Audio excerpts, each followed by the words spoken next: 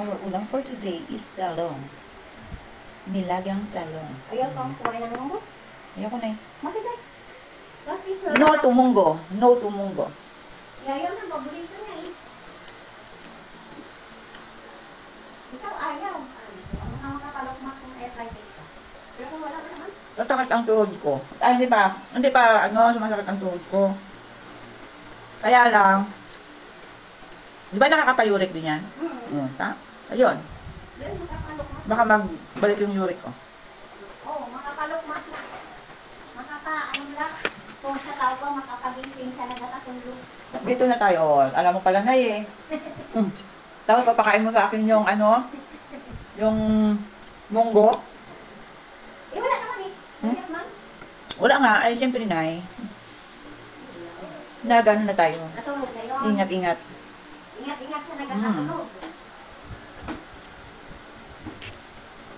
Wow! Nilagang talong.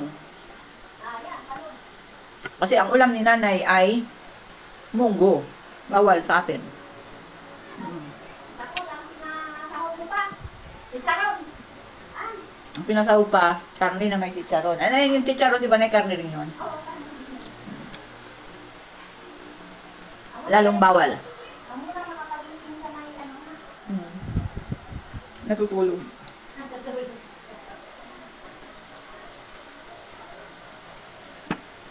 Mas masarap to eh.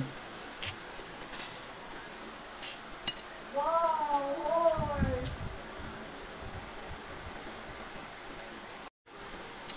Nay, di ba Nay? Nay? Nay? What? Bakit ka mahihiya kung ang ulam mo ay lang, nilagang talong? At least may ulam. At least may ulam. Sa walang ulam. At least may kinakain. Kaysa sa wala. Kaysa sa wala.